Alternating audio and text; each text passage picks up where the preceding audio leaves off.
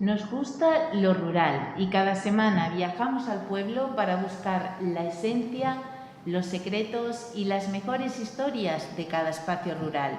Bienvenido a En el Pueblo, el bucólico podcast de Mundo Rural. Son muchos los que se empeñan en afirmar que su vida empezó hace poco más de medio siglo, como un pueblo de colonización más del Plan Badajoz. Pero la historia de esta villa se remonta a lo romano, cuando se convirtió en la segunda residencia de muchos eméritos que se desplazaban hasta la orilla del río Anas para pasar el verano. Hoy, Barbaño es una entidad local menor de Montijo, localizada en el corazón de las Vegas Bajas del Guadiana, con casi 700 habitantes. En él crecen tomates, frutales, el amor por el legado de Torre Águila y las ganas por quedarse a vivir en el pueblo. Y hasta aquí se ha desplazado Mundo Rural para descubrir su esencia, para saber cómo es eso de que la demanda de casas supera la oferta y qué tiene esta localidad para querer vivir en ella. Para contar cómo presumen de tener uno de los yacimientos arqueológicos más interesantes de la Lusitania romana y cómo se conmemora su pasado cada verano. Y para conocer cómo sobreviven sus raíces de colonización, cómo su cultura más tradicional, con tanto mimo, aparece representada en cada rincón de sus calles. Pero Mundo Rural también llega hasta Barbaño para conocer su lado más emprendedor, cómo su industria manufactura la materia prima ofreciendo incluso trabajo a vecinos de pueblos cercanos, cómo la mujer barbañera lidera la empresa y cómo un negocio familiar consigue que su nombre suene en prácticamente toda Extremadura por la buena calidad y el buen sabor de su gastronomía. Sin duda alguna no hemos encontrado mejor localización para inaugurar este podcast y nuestro mundo rural. El último proyecto de la productora audiovisual extremeña Luz y Raya, que como saben pretende extrujar al máximo la esencia de lo rural y la vida en el pueblo. Han sido muchos kilómetros y muchas horas de grabación, además de muchas historias y vínculos a título personal, lo que nos ha llevado a valorar nuestro entorno, a poner en valor la calidad de vida de nuestros municipios, su oferta turística y cultural cargada de tradición y, cómo no, a aplaudir las más valientes posibilidades de emprendimiento. Porque sí, emprender en el pueblo es posible y asequible, y en Mundo Rural se lo vamos a demostrar. Así que no se despisten. Y sin más demora, saludamos ya a nuestro primer invitado, el alcalde de Barbaño, Sergio Tena. Alcalde, bienvenido a esta primera entrega de En el Pueblo. Buenas tardes y agradecer que hayáis elegido Barbaño para inaugurar el podcast del mundo rural. Como comentábamos, probablemente no hayamos encontrado un mejor destino. Yo, ¿qué voy a decir? Que soy el alcalde. Para mí, el mejor pueblo de toda España, no solo de Extremadura. Barbaño, entidad local menor de Montijo, con 700 habitantes, ¿qué secreto guarda para ser de los pocos pueblos extremeños que no tienen una población envejecida? Pues la verdad que al ser una población joven y también hemos conseguido mantener los servicios, ofreciendo los servicios a la gente joven, se quieren quedar a vivir en Barbaño. Tenemos servicios, tenemos guardería, tenemos colegios, tenemos pistas deportivas para que la gente pueda hacer deporte, tenemos mucha manufacturera, con lo cual hay mucho trabajo agrícola y la gente puede trabajar cerca. Eso hace que invite a vivir en Barbaño. Quizá también su localización, hay que recordar para las personas que no lo sepan que Barbaño se encuentra escasamente 1 kilómetro de la A5, justamente a la mitad entre Mérida y Badajoz y a la orilla del río Guadiana. También es una ventaja que nos encontramos que estamos en un punto muy céntrico, porque estamos a media hora de Badajoz, 15 minutos de Mérida, 2 horas a Sevilla, 4 horas a Madrid, entonces tenemos a la autovía a 5 kilómetros. Eso yo creo que es una ventaja a la hora de decidirte venirte a vivir a Barbaño o no. ¿Cómo beneficia, alcalde, el paso del río tan cerca, que pase tan cerca de nuestro pueblo?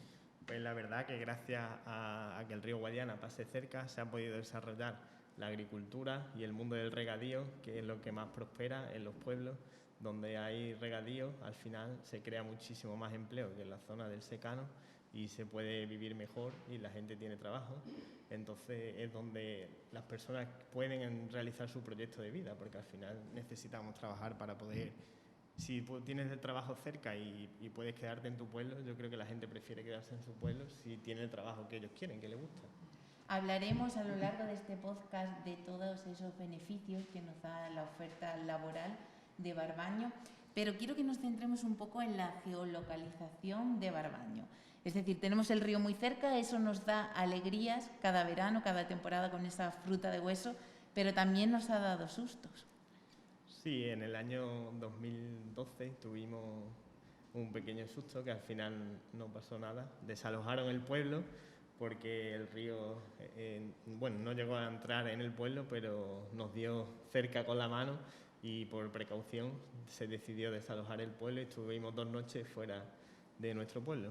Al final se quedó en un recuerdo desagradable, pero bueno, un recuerdo que le contaremos a nuestros nietos cuando corresponda, y una experiencia más de la vida que se quedó en un susto y la recordamos ahora mismo bien, porque realmente no llegó a pasar nada, y ni daños materiales ni daños físicos, ni pérdidas de vidas humanas. Supongo que ante esa amenaza se habrá trabajado, no sé si en diques de contención, en alguna otra medida. En aquel año se reforzó, una vez que pasó, se reforzó el dique de contención que protege el muro. Digamos que tenemos dos muros protegiendo el río. El dique, que es la berma del río, que va pegada al río, y luego la carretera también se hizo pensando en contener el río. Precisamente, según piensan los historiadores, fue el curso del río Anas el que llevó a erigir aquí una villa romana, hoy uno de los yacimientos arqueológicos más interesantes de lo que fue la Lusitania romana. ¿Qué supone Torre Águila para Barbaño? Pues para Barbaño es un nuevo yacimiento de empleo, porque gracias al turismo, que cada año viene más gente y hemos conseguido ponerla en valor después de muchos años de trabajo, la gente ya empieza a conocer Torre Águila, viene a visitarnos. Es raro el día que nos llaman al ayuntamiento preguntando que quieren visitar Torre Águila. Se organizan visitas guiadas. También surgieron 2 festivales, un festival romano para potenciar la villa y darla a conocer, que llevamos ya 10 años celebrándolo, y desde esos 10 años se ha notado mucho que ha incrementado el interés por Torre Águila y el número de visitas, porque aunque tiene mucha importancia, era una gran desconocida, y gracias a esos proyectos, tanto el Festival Romano como el Festival de Teatro, estamos consiguiendo que la Villa Romana de Torre Águila se ponga en el disparadero y la gente quiera venir a conocerla. Además, es muy interesante que ese festival romano que comentamos, que este año no se ha podido celebrar por la crisis sanitaria, pero que se suele celebrar en el mes de junio, sale adelante por los vecinos de Barbaño, por cómo se involucran. Sí, el Festival Romano comenzó gracias al asociacionismo que tenemos en Barbaño, que varias asociaciones se juntaron y decidieron hacer algo la idea era dar a conocer la Villa Romana, y surgió el Festival Romano con representaciones teatrales, mercados romanos, catas de vino, catas de cerveza y un montón de cuestiones, todas relacionadas también, por una parte, la cultura, unas jornadas técnicas, y por otra parte también lo lúdico, paseos en canoa, globos aerostáticos, todo siempre para dar a conocer la Villa Romana y atraer visitantes. La verdad que tiene bastante éxito, porque durante ese fin de semana nos pueden visitar sobre 500 personas y somos 700, o sea que yo creo que... El pueblo se nos queda pequeño. Sí, se queda pequeño. Barbaño es un pueblo de colonización del Plan Badajoz, comenzó a construirse en 1954 y un año después, en el 55, llegan los primeros colonos. ¿Cómo permanece latente esa huella de colonización? Es decir, ¿dónde encontramos esa huella que nos hace saber que Barbaño es un pueblo de colonización? Pues Barbaño es un pueblo de colonización y como habría familias que venían de distintos sitios de Extremadura, pues gracias a eso Barbaño ha tenido que crear su historia. Realmente la historia es reciente y la han creado los vecinos de diferentes poblaciones, uniendo las culturas de unos pueblos y otros y creando nuestra propia historia. Podemos decir que hoy seguimos escribiendo la historia de Barbaño, porque realmente es muy joven comparado con poblaciones que existían anteriormente, y podemos decir que gracias a la unión de los vecinos, que como cada uno venía de poblaciones diferentes, se unieron y consiguieron unir sus culturas y formar, digamos, una forma diferente que ahora es Barbaño, dulces típicos que cada una traía de su pueblo, y al final hay dulces que se han convertido en típicos de Barbaño y no son de ninguno de los pueblos de los que venían. Tenemos ahí un popurrí. Exactamente. Han conseguido la unión, yo creo que la unión de los vecinos que hicieron que, aunque fueran de diferentes zonas, se creó mucha unión y al final todos venían con las mismas condiciones, que tenían que trabajar mucho e intentar levantar el pueblo, y a día de hoy vemos que lo han conseguido, porque vemos que están las calles, como están las calles, cuando ellos vinieron las calles eran de tierra, no había tubería, no había saneamiento, o sea que yo creo que hemos avanzado mucho y que no tiene nada que ver el Barbaño que nos encontramos hoy con el del año 55, por supuesto. Algo que suele caracterizar a los pueblos de colonización es cómo le abraza la naturaleza, esas parcelas que le dieron a los primeros colonos y que por suerte en Barbaño además la arropa una gran alameda. Sí, nosotros estamos rodeados tanto de parcelas como de huertos, porque había huertos de obreros y casas y parcelas de parceleros, que al final todos se dedicaban a la agricultura o a la ganadería, y gracias a eso conseguimos que se creara aquí por diferentes industrias. Lo que se siembra hoy en día no tiene nada que ver con lo que se sembraba en aquella época, pero seguimos cultivando nuestras tierras de una manera bastante fértil y consiguiendo que las tierras sigan siendo útiles hoy en día. Y luego el tema del... ¿Qué me has preguntado? ¿De la Alameda? De la Alameda, digo algo se me olvida.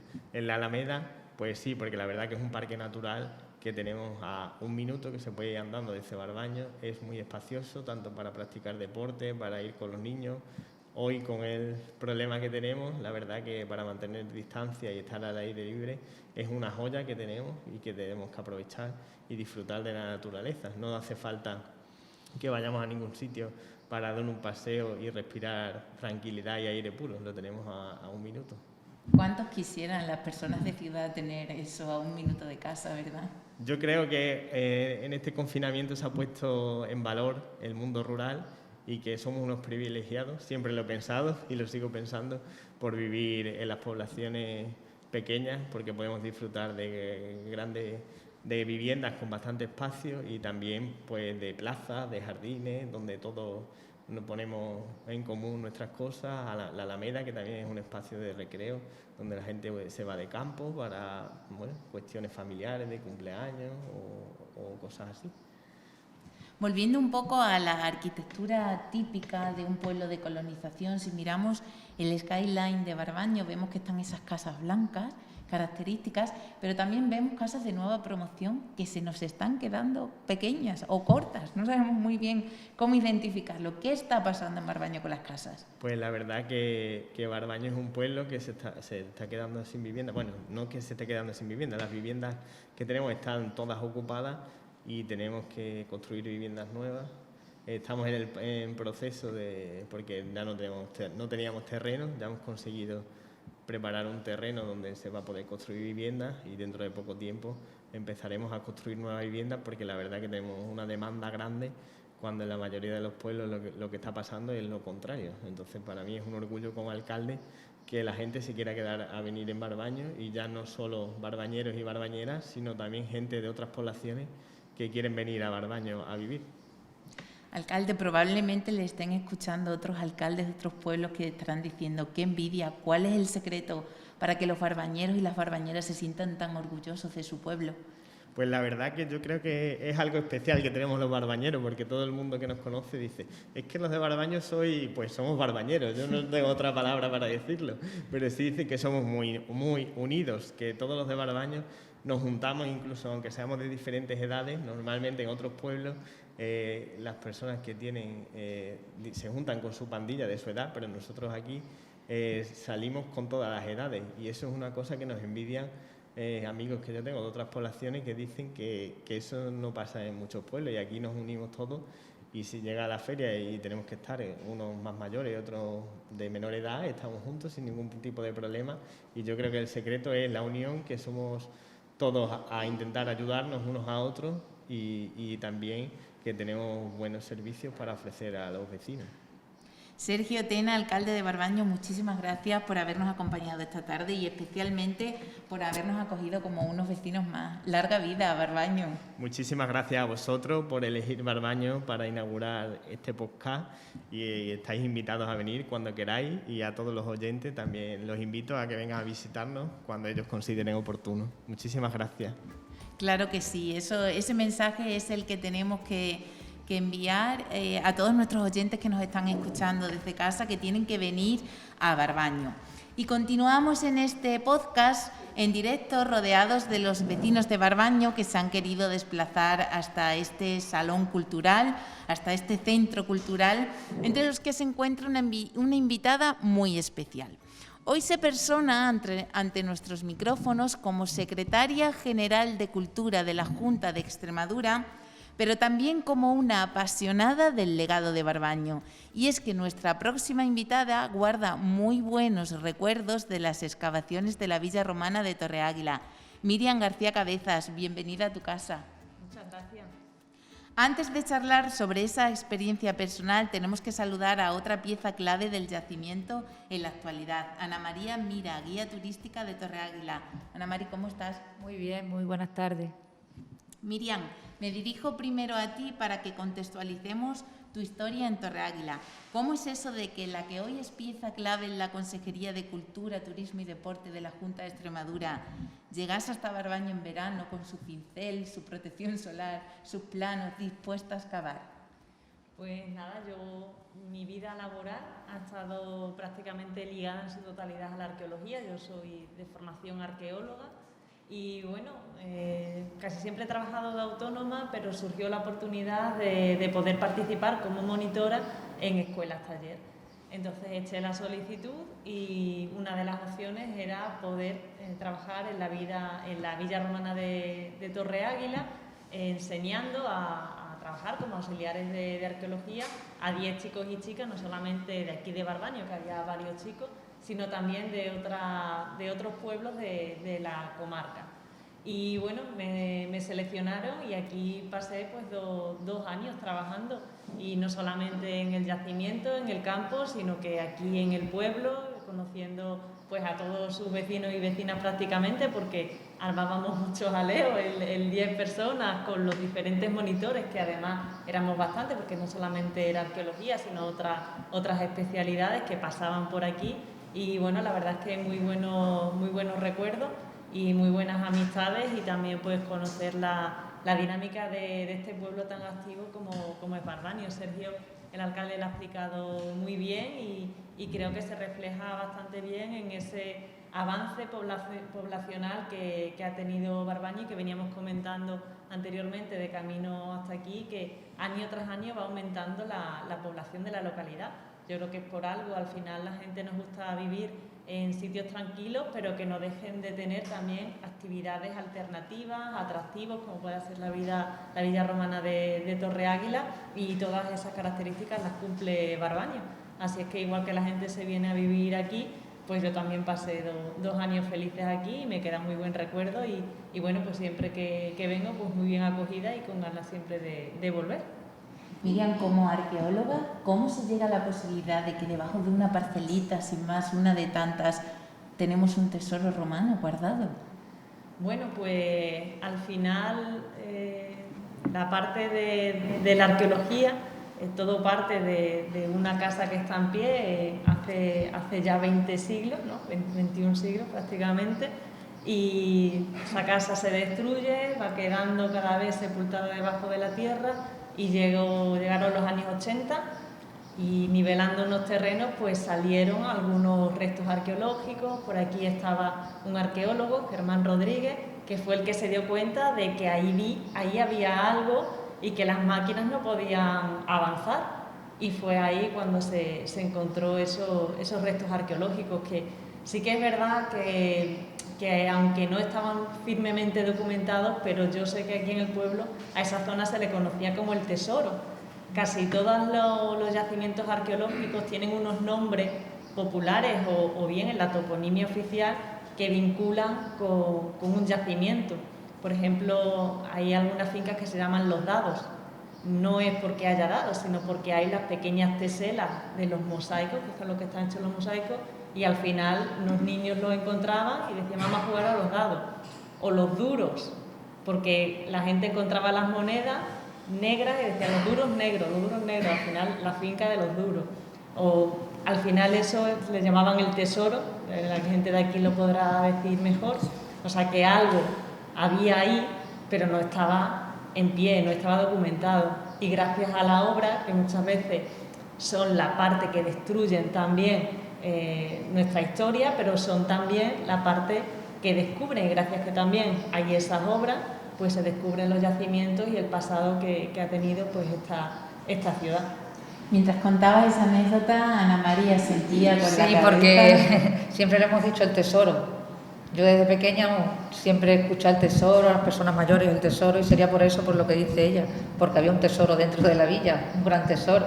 Normalmente cuando aparece algún hallazgo solemos encontrar alguna que otra reticencia por parte de los propietarios del terreno. ¿Cómo se dio el caso en Barbaño? ¿Hubo problemas con ese descubrimiento y sobre todo cómo recibieron los vecinos de la época de esos años 80 que tenían un tesoro de verdad guardado a menos de 1 kilómetro? Las situaciones son muchas veces diferentes y depende de las circunstancias de las obras. En este caso aquí era que estaban construyendo la carretera, entonces al final es un terreno que pertenecería, supongo, a la zona de expansión de la carretera y al final pues pasó a ser un terreno público. Más diferente es cuando sale a lo mejor en una finca privada y tienes también que tener cuidado con esos restos arqueológicos y no es posible meter, por ejemplo, una vertedera que llegue hasta 1,5 metros de profundidad porque te destruye lo que tengas abajo. Y sin embargo hay otras veces que hay propietarios que tienen un yacimiento y a lo mejor lo que siembran es cereal, no necesitan meter una vertedera profunda, no necesitan hacer movimientos de tierra bastante grandes, el yacimiento está ahí, al final está protegido porque está debajo de la tierra y no hay mayor problema. En el caso de Barbaño, quizás que lo pueda decir también Ana, fue en los años 80 y supongo que sería en el año 1984. Una gran sorpresa para los Estaban habitantes. realizando unos trabajos de nivelación para instalar el regadío y como no sabían lo que estaban encontrando, pues destruyeron casi la totalidad de las primeras termas de la primera etapa de la villa. Qué pena. Sí. Pero ¿cómo recibieron aquellos vecinos la noticia de lo que había pasado? Pues ellos no sabían lo que estaban encontrando, pues ellos, claro, no sabían lo que era. Hasta que ya no iría me supongo un arqueólogo, Germán iría y ya le diría, pues mira, esto es una villa. Y cuando se supo, supongo que sería una noticia... Pues claro, encontraron una villa que estaba situada a ambos lados de la carretera.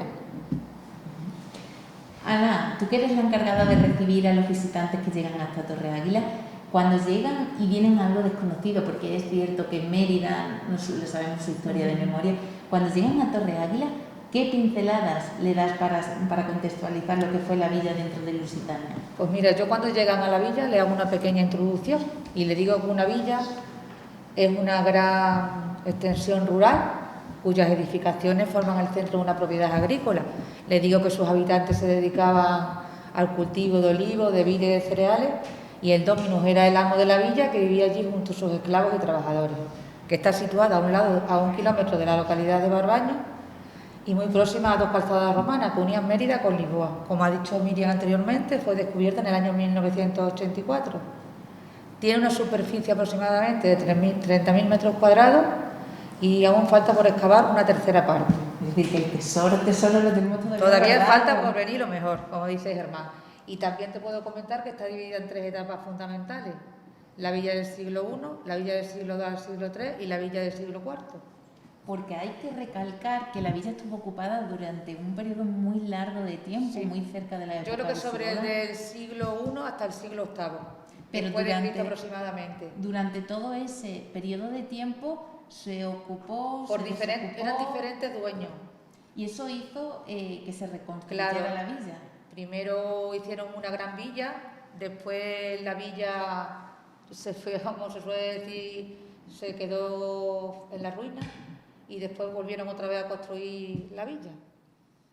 De hecho, entre esa primera familia, entre los primeros moradores, según se piensa, se encontraba una familia de Sí, bien, una con un familia gusto italiana. exquisito por la vajilla. Exactamente. ¿Qué es esa pieza que es tan famosa, que tanto hemos Pues escuchado hablar? es una vajilla noritálica que descubrieron, vamos, que fueron con los primeros moradores de la villa, descubrieron esa, y además un montón de piezas, un total de 11.500 piezas, que actualmente están en el Museo de Arqueología en el Museo de Arqueología de Badajoz y en el Museo de Arte Romano de Mérida.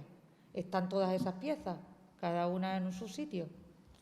Y la primera edificación que se construyó, vamos, que se encontraron en la primera etapa de la villa, que es la única, fue un granero. Y en ese granero hacía las funciones de bodega. Y después se convirtió en un basurero. Y ahí es donde les digo yo que se encontraron casi todos los materiales, esto que te estoy diciendo, las piezas decorativas estas. Miriam, ¿es normal encontrar ese tipo de piezas decorativas? Normal es si, por ejemplo, como bien habéis dicho, tanto Ana como Esmeralda, pues cuando viene una familia rica, pues le gusta tener esa riqueza, esa suntuosidad, y por eso se rodea de esas piezas de relevancia, para que al final, cuando alguien venga a su casa, pues saquen esa vajilla, vean de lo que el poder económico que tienen, el mando que tienen, y entonces es normal dada esta situación, porque al final aquí se venían pues prácticamente a descansar, a vivir la vida y a tener también a gente que trabajara en sus tierras. Al final esto era una villa porque era como una pequeños asentamientos, como digamos los cortijos que había, que ahora ya cada vez hay menos, pero los cortijos antiguos, que vivía la gente allí dentro, que trabajaba muchísima gente en las tierras alrededor, estaba el capataz y estaba el dueño.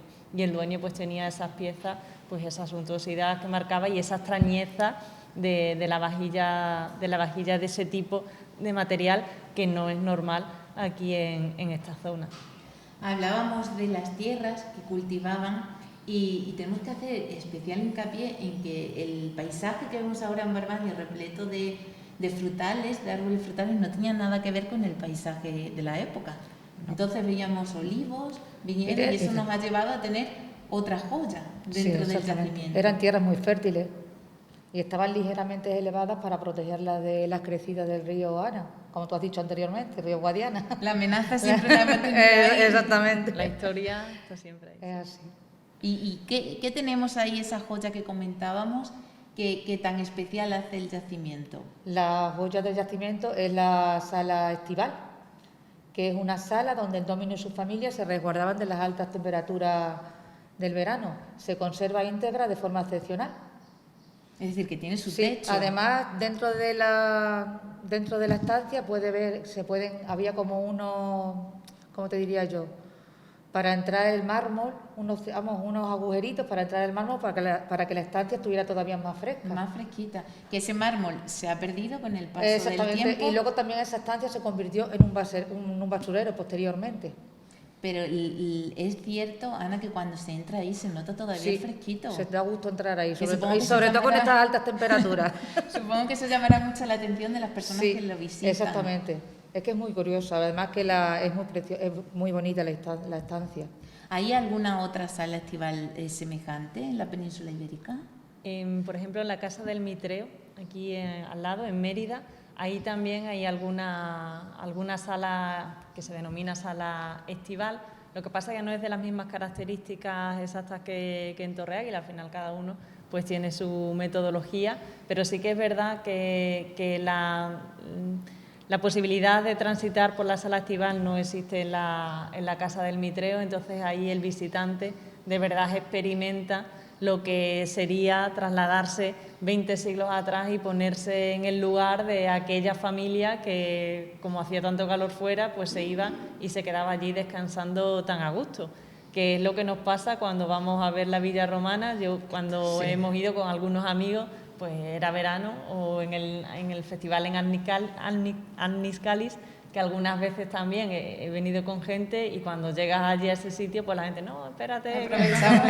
No quieren salir de allí. Sí, Nadie sí se es quiere cierto. ir de allí a otra de las joyas que tiene el yacimiento, que es la Almazara y el lagar. Sí, Nadie quiere ir a ver. también lo quieren ver. ¿Qué tiene de especial ese lagar, Ana? Pues es la zona fructífera y se dedicaban principalmente a la elaboración del vino y del aceite. Pero vamos, se empezaron con la elaboración del vino, pero el principal motor económico de la villa fue el aceite. Y ahí, tras un proceso de elaboración, elaboraban poco a poco el vino y el aceite. Y a nivel de conservación, ¿cómo la encontramos? Pues está muy bien conservada y de hecho yo recuerdo que en alguna ocasión han venido gente de bodegas con algunos visitantes que tenían pues visitas enológicas o de importadores que venían a comprar vino y han pasado a ver esa zona porque se entiende cómo ha ido evolucionando también pues la fabricación del vino, del aceite y bueno, hay otros ejemplos también bien conservados, pero no tanto en la península ibérica, sino también, por ejemplo, en la zona de Italia. Entonces, la verdad es que es una joya porque se puede ver todo el proceso, igual que, por ejemplo, las termas también están muy bien identificados, el circuito también termal, que ahora es el mismo que tenemos ahora cuando vas a los baños de Alange o del Ramposo, lo mismo ya hacían los romanos. Nosotros lo que hemos hecho ha sido fijarnos de ello y el proceso productivo pues del vino, del aceite, pues prácticamente es igual, lo que pasa que se ha introducido la mecánica, la tecnología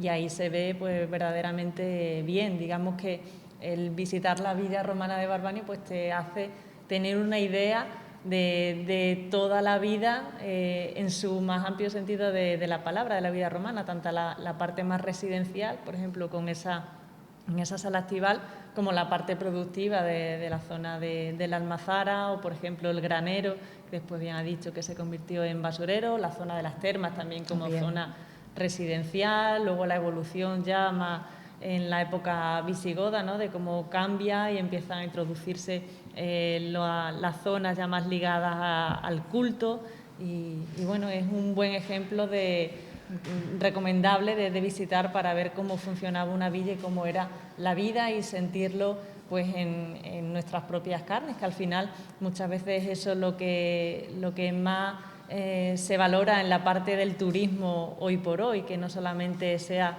el ver algo, sino poder sentirlo, y aquí en la Villa Romana de Barbanio, pues en la Villa Romana de Torre-Águila se consigue. Además, la villa refleja la vida rural, porque no hay que dejar de recordar que la ciudad la teníamos en Mérida, ¿no? Y esto era un asentamiento rural.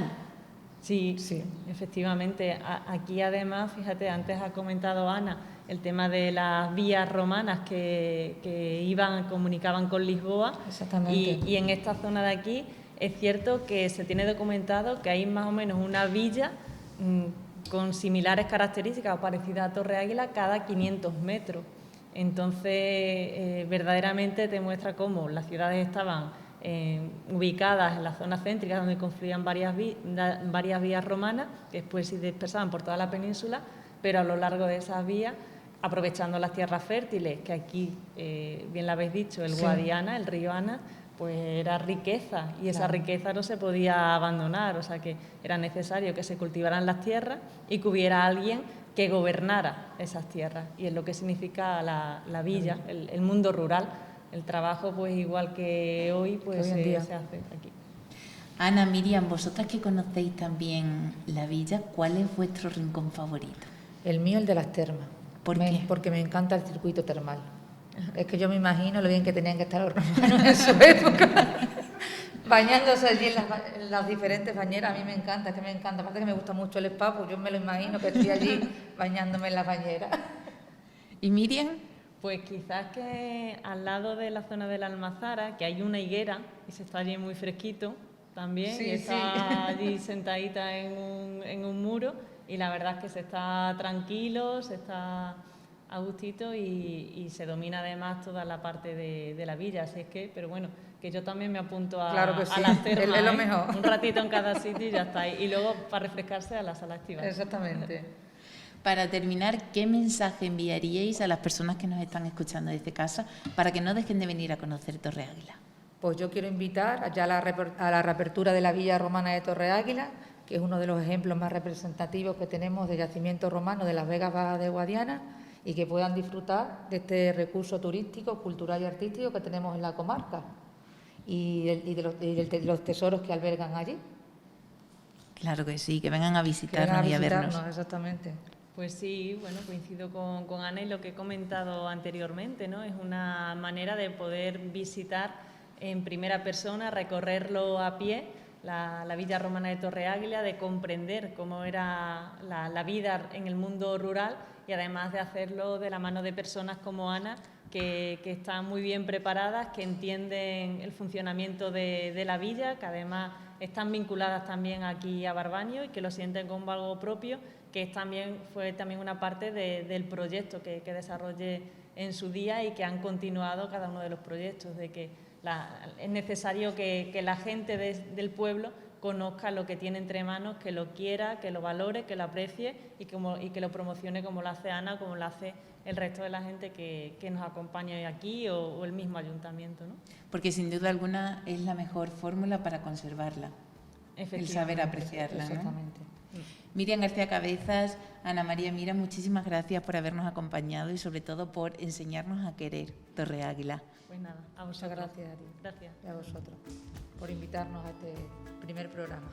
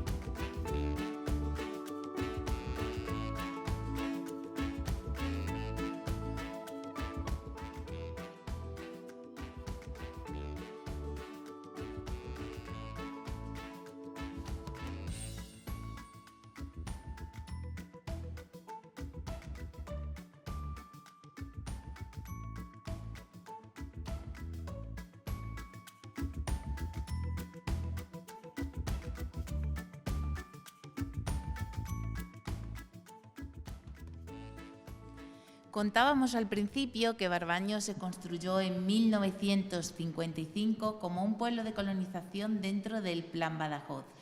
Es uno de los 63 que registra Extremadura y una muestra de esa arquitectura que muchos han tildado de vanguardista y poco conocida, moderna y sostenible, con calles y trazados que destacan por tener un gran valor estético, donde conviven en sintonía el arte y el mobiliario público. Su huella de colonización aún permanece latente y para conocerla contamos con unos invitados muy especiales y que saben bastante bien de qué estamos hablando. Eugenia Corchado, una de las primeras colonas de Barbaño y la telefonista cuando esto de los teléfonos móviles aún ni se soñaba. Bienvenida, Eugenia. Gracias. Florencio Santos, otro de los primeros vecinos que llegó al pueblo. ¿Cómo está, Florencio? Muy bien, gracias a Dios. Y también nos acompaña Juan Manuel Ambrona, vecino de Barbaño y autor del libro La historia de un pequeño gran pueblo. Juanma, bienvenido tú también. Muchas gracias. Eugenia, ¿de dónde venía usted y cómo se toma la decisión de hacer una mudanza, de irnos a un pueblo que todavía ni tiene forma, que no tiene luz, no tiene agua? No teníamos ni luz ni agua. ¿De dónde viene Eugenia De y su Alburquerque. familia? De Alburquerque. ¿Y por qué? ¿Cómo surge esa oportunidad de venirse a un pueblo nuevo? Pues tuve la oportunidad porque estaba trabajando con el representante de Tabacalera en Badajoz y me dieron el estanco. Y se vino con los ojos cerrados. Y nos vinimos. ¿Y cómo es venir a un pueblo? Es decir, dejar un pueblo como es Alburquerque. Bueno, porque allí no tenía el trabajo que venía aquí.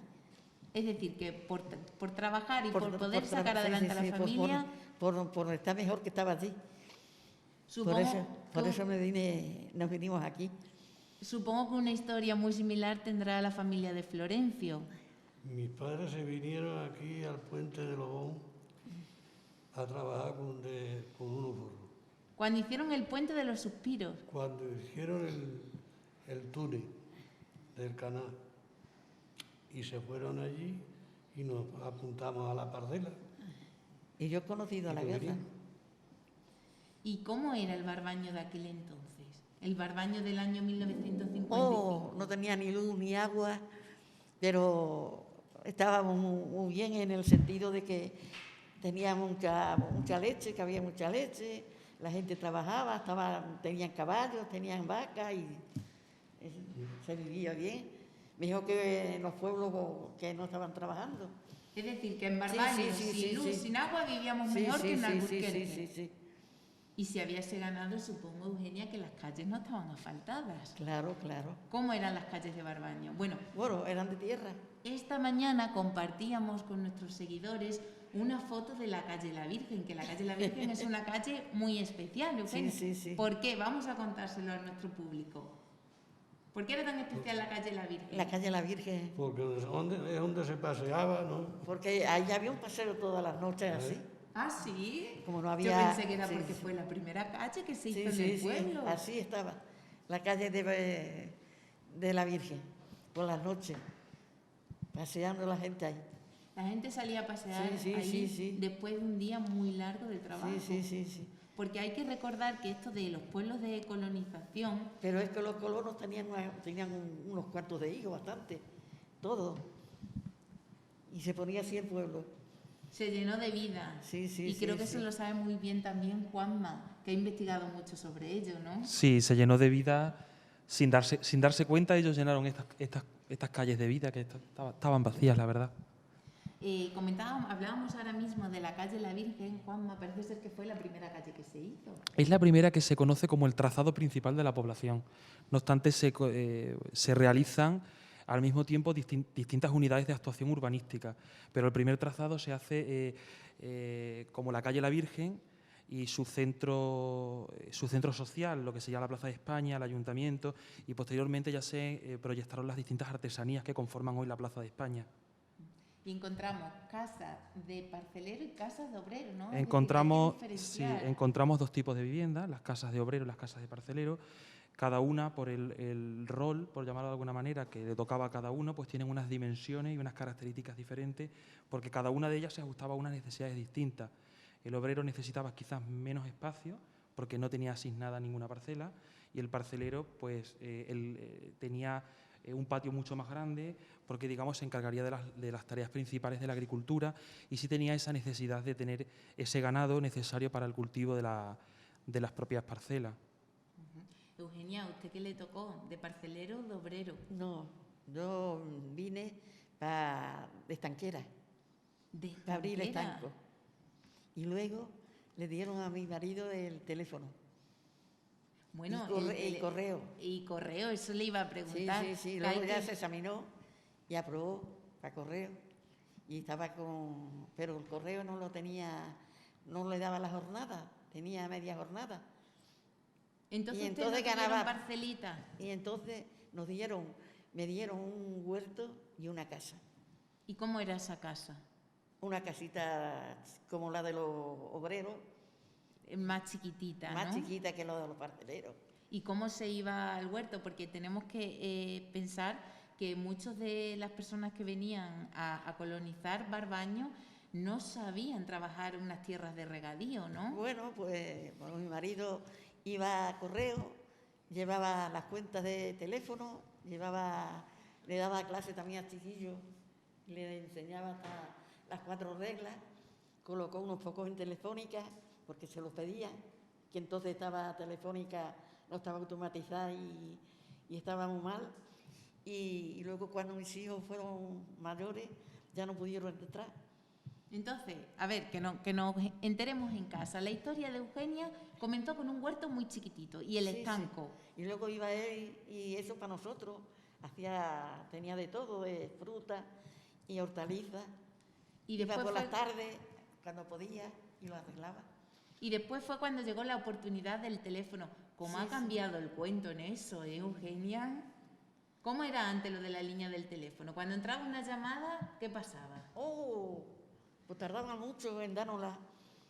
¿Pero avisaban de que había una llamada para alguien del pueblo o cómo funcionaba la línea? No, se ponía una llamada para tal hora al pueblo que fuera. Y otras veces llamaban y decían, hazte el favor de ir. Iba a lo mejor mi marido, a lo mejor se movía cualquiera y a lo mejor salía a las 12 o las 1 de la noche, que ya no se podía trabajar, a avisar a que fuera. Cómo ha cosas cambiado así. la historia Sí, y sobre sí, todo sí, ahora la situación que hemos vivido con sí. la pandemia del coronavirus, Sí, las sí. videollamadas. ¿No hubiera dado usted abasto, Antonio, Claro. Eugenia? Sí. Y Florencia, Abríamos a las 8 a las 8 de la mañana. y cerrábamos a las 10. Pero no teníamos nada más que el tanto por ciento que nos daban. Y había días que pues, ganábamos un poco, Claro. porque por entonces se ganaba nada, como aquel que dice, y trabajábamos unas pocas de cosas para poder criar nuestros hijos, que teníamos 3. Y éramos muchos en casa, que ahora Sí, normalmente los Sí. matrimonios solo tienen, las parejas solo tienen un hijo o 2 Sí, hijos, sí, y antes sí, no, sí. ¿no? Florencia, ¿y usted cómo recuerda su casa? ¿Era de parcelero o de obrero? Yo, la mía es de parcelero, mis padres. ¿Y cómo recuerda su infancia aquí en Barbaño, su A ver, adolescencia? pues cómo voy a recordar mi infancia, porque nos vinimos de allí de Campillo y aquí pues a trabajar. Nos dieron 2 vacas coloradas y una yegua. A los 3 años o 4 nos dieron una de leche, a 12 parceleros y ya está, a trabajar. Y luego, además de mucho trabajar, hay que recordar que Juanma lo explica muy bien en el libro, que estos colonos tenían que devolver parte de la cosecha como para pagar esa casa que le habían cedido, ¿no? Sí, claro, ellos empezaron digamos, con una especie de... Del trigo. El 30%. Del trigo, el 30% del maíz. Luego de los tomates y los pimientos y eso no. De la vaca de leche a los 2 años, cuando paría un becerro, del becerro lo vendía y tenía que darle el 1% al instituto. Cuando paría una vez la becerra, ya entregaba la becerra a los 2 años y ya era la vaca tuya, ya no tenías que entregarla. ¿Hasta cuándo tuvimos estos pagos? Bueno, dependiendo, eso es como bien ha explicado Florencia, eso ya dependiendo, si le dabas la primera hembra, pues cuanto antes le dieras la hembra, antes acabas de pagar la vaca. Y en los porcentajes, bueno, pues en función de la producción, así era el porcentaje y por tanto cuanto más producción antes llegaban a cumplir, digamos, el préstamo, por llamarlo de alguna manera, que tenían para poder cultivar sus tierras y poder pagar la parte del ganado. Comentábamos al principio que los colonos venían de otro tipo de tierras, ¿no? De hecho, en el libro se cuenta que incluso se le dieron clases en la escuela. Sí, algunos sí. Fueron a clases de capacitación agraria, sí. Es decir, que tuvieron que enseñarle a los colonos a tratar. Sí, hay parte de los que vinieron de colonización que necesitaron, claro, esas clases para formarse en esas tareas agrícolas, que la mayoría de ellos, pues, habría técnicas que desconocían de sus pueblos de origen. Luego ya otros fueron aprendiéndolas aquí y otros tenían algunos conocimientos un poco más extensos, a lo mejor en la agricultura, pero hay otros que se dedicaban exclusivamente al secano y necesitaban conocer distintas técnicas del regadío recién implantado, bueno, pues en la comarca, ¿no? Eso eran 3 meses en Badajoz, en la escuela. 3 meses yendo a la escuela. En Badajoz, algunos. Y si no teníamos tiempo, que nos decía Eugenia que teníamos mucho que trabajar. Nos enseñaban cómo se plantaba una cosa, cómo se regaba de una manera, de otra, y nada más. Una de las características que tiene Barbaño, que lo comentaba Sergio al principio, es el movimiento asociativo, la participación ciudadana con la que cuenta el pueblo.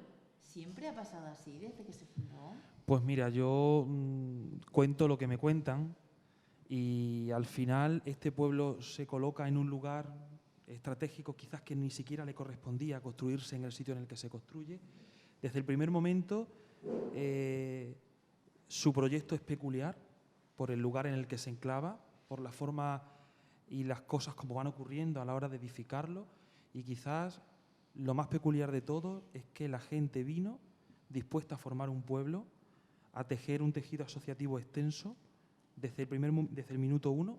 Partimos de digamos, de la antigua sección femenina como base de lo que hoy sería el tejido asociativo a nivel, por ejemplo, cultural o de mantenimiento de tradiciones, por decirlo de alguna manera.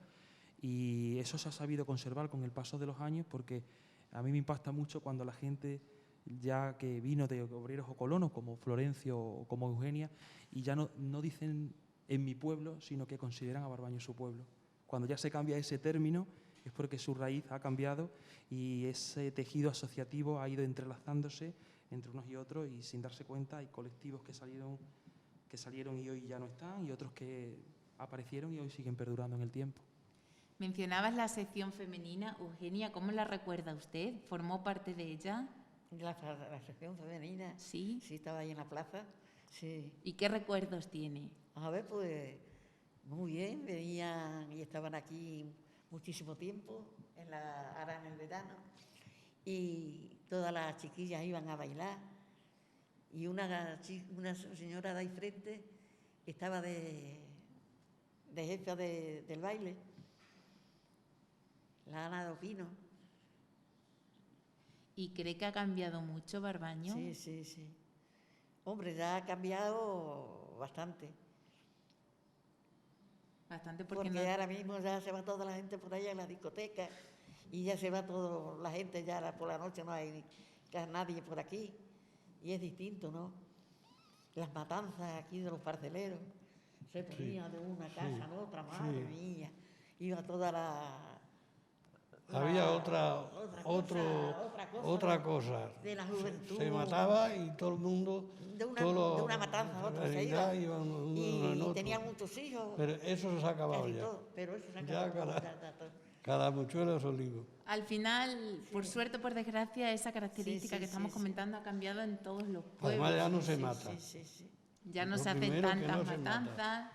No se hacen matanzas. A nivel del pueblo, ¿usted también ve ese cambio, Florencio? Sí, hombre, a nivel del pueblo, los servicios que encontramos, las relaciones quizás con Montijo. Hombre, que hay un cambio. Antes estaba una familia en una parcela y estaban todos sachando y trabajando, y estaba la parcela como de hierba. Y hoy ya una parcela la lleva cualquiera. Supongo que eso nos ha ayudado en la digitalización del campo, el cómo la tecnología... Ya hay otra Mi marido historia. era corresponsal del Banco Español de Crédito también. Bueno, hay que hacer hincapié que en el libro que estamos comentando se detalla en un inventario los artículos que tenía su marido en casa, el señor Jesús, ¿no? Cuando era cartero. Sí. ¿Qué tenía, Eugenia? A ver esa memoria. ¿Qué tenía en casa? ¿Qué usaba Jesús para repartir las cartas? ¿Qué usaba? Pues usaba el traje y la gorra.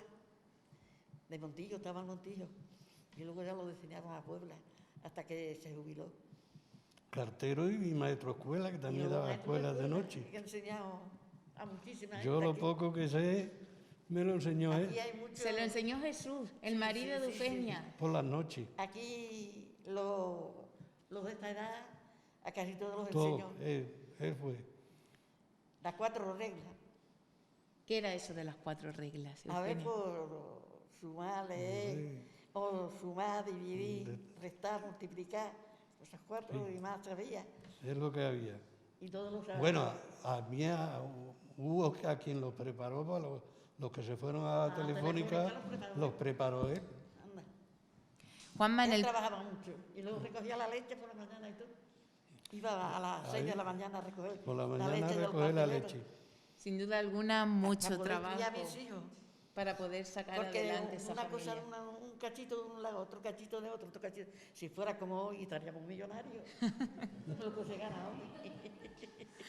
Juanma, en el prólogo de este libro dices textualmente Eso sí. que tras recopilar toda la información te das cuenta de que Barbaño es un pueblo pequeño en extensión, pero con una gran historia. Sí, lo sigo reafirmando desde el minuto 1.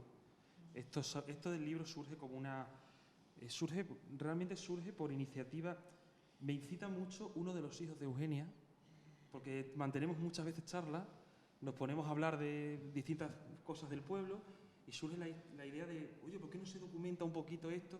Y realmente es que yo tenía 15 años, que tampoco...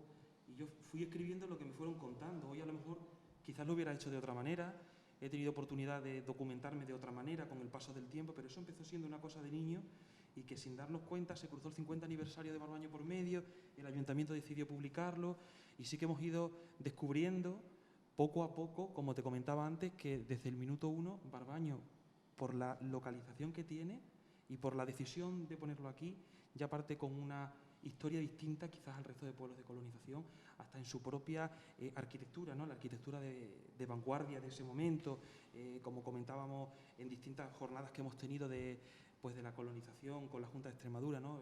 Los pueblos de colonización, ese lugar de luz, ¿no? La forma de edificarlo, la forma de decidir las cosas, la defensa de la personalidad jurídica que Barbaño tiene como entidad local menor desde el año 56, como pueblo se supo defender esa personalidad jurídica que hoy nos garantiza el progreso social de Barbaño. Es muy importante. Entonces, ha sido grande en sus avances sociales y en la defensa como pueblo que la propia gente hizo sin saber lo que estaba haciendo y que hoy nosotros, como generaciones posteriores, pues valoramos, y yo a título particular agradezco que los que me precedieron lucharan tanto por el mantenimiento, sobre todo de nuestra personalidad jurídica, que nos da esas garantías, nos da esas grandes garantías para poder dar a los vecinos los mejores servicios. Juanma, probablemente que muchas de las personas que nos están escuchando desde casa se interesen por ese libro. ¿Se puede conseguir? Bueno, no se comercializó nunca porque fue un detalle que el ayuntamiento le regaló a los vecinos con motivo del 50 aniversario y yo nunca lo hice con ningún ánimo de nada. Yo lo regalé al ayuntamiento y el ayuntamiento lo regaló al pueblo. Yo con eso me sentí satisfecho porque no era más que un trabajo de un niño de 15 años y que bueno, que a lo mejor sería mejor quizás someterlo otra vez a estudio y documentarlo mucho más porque quizás hay mucho más que contar. Es decir, que le decimos al alcalde que lo tenemos aún por aquí, que tome nota y para el siguiente aniversario... Pues a lo mejor, y que nosotros podamos vivirlo, pues haremos un libro mucho mejor, por supuesto. Juanma, muchísimas gracias por habernos acompañado. Eugenia, Florencio, me siento muy afortunada de haber compartido este ratito con ustedes. Desde luego que Barbaño puede estar orgulloso de los embajadores que tiene. Muchas gracias. Gracias a vosotros. Gracias a ustedes.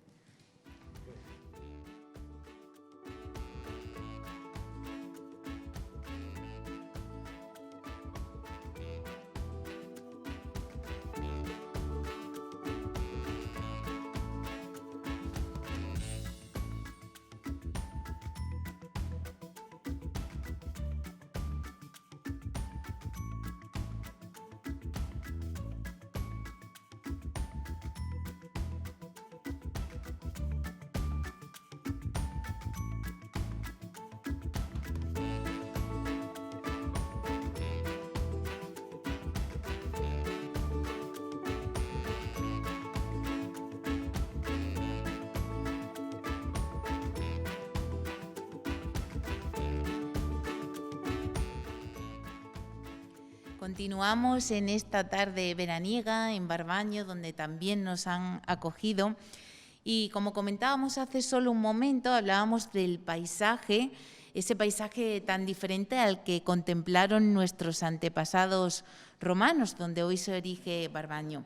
El paisaje que vemos hoy es muy diferente. La expansión del regadío ha contribuido a que sus aledaños estén repletos de cultivos como el tomate y el brócoli, pero sobre todo de árboles frutales entre los que crece la fruta de hueso.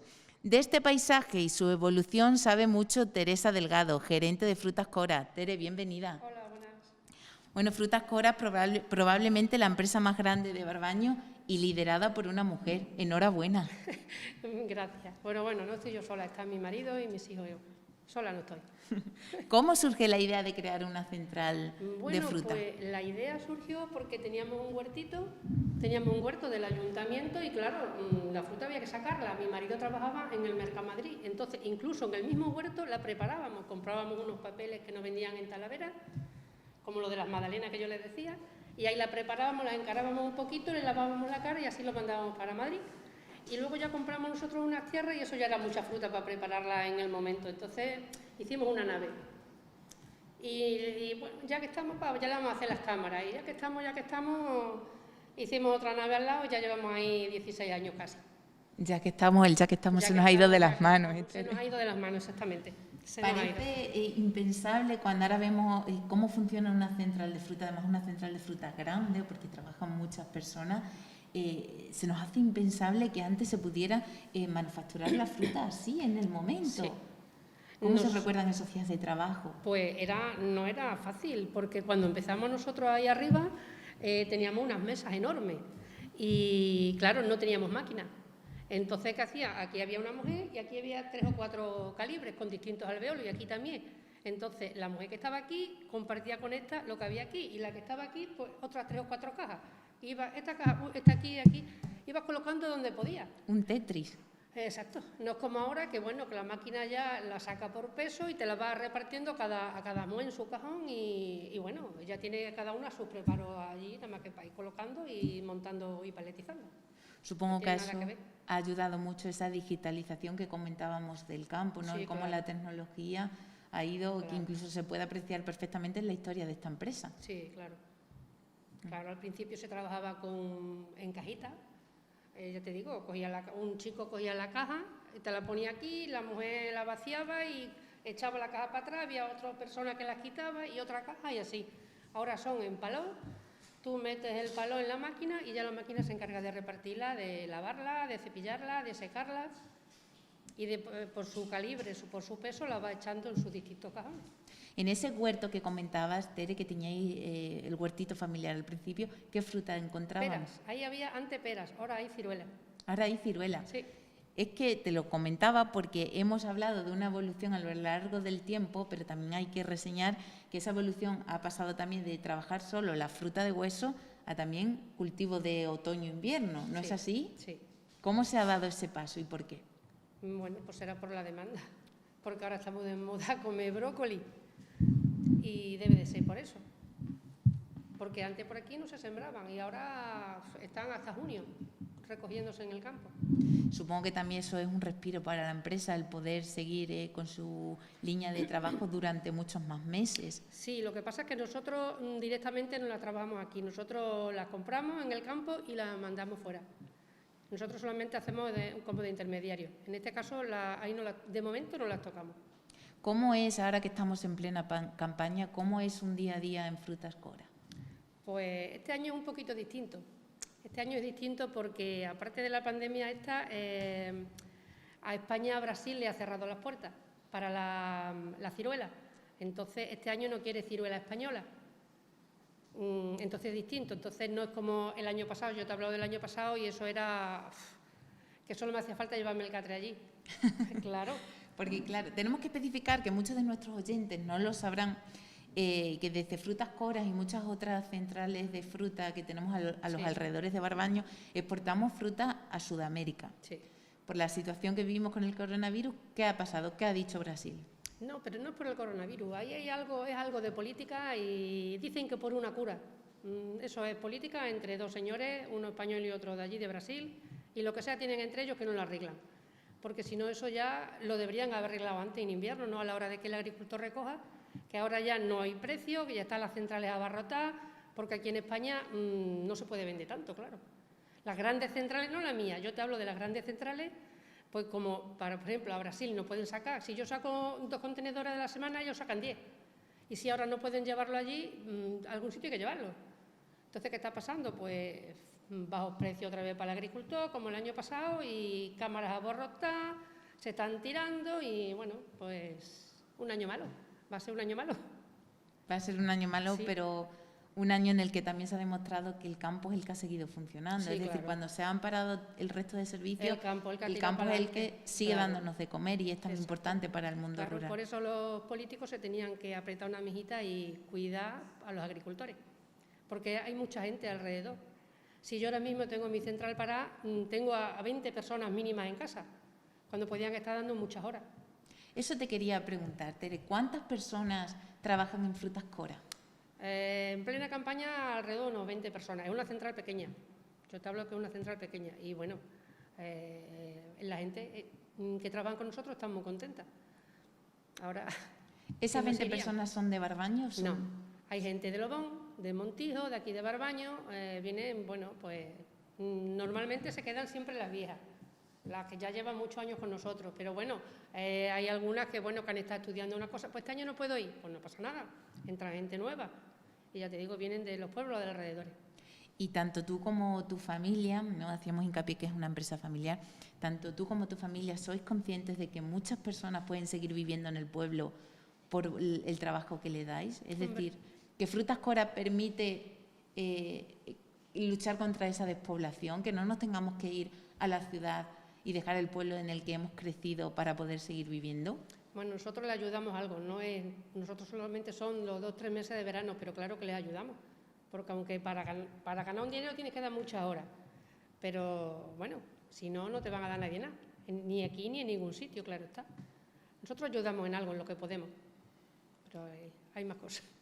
Y Tere, como mujer, ¿es fácil abrirse camino en un sector tan masculinizado como es el campo? Pues no, no es fácil. No es fácil y luego, bueno, pues,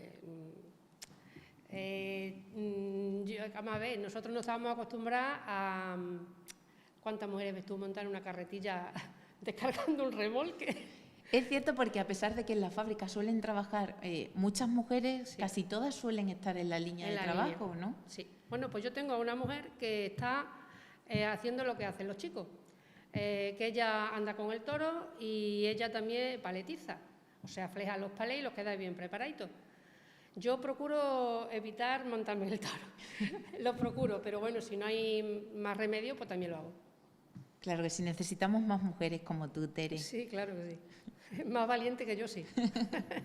Tere, muchísimas gracias por habernos Nada, acompañado. gracias a vosotros. Mucha suerte para lo que queda de campaña, que A ver esperemos si que se acaso. solucione solucione el problema Sí. y saboreemos esas frutas Cora Hombre, por todo son las el mejores, país. eso es indudable. Gracias, Tere. Venga, gracias a vosotros. Ya.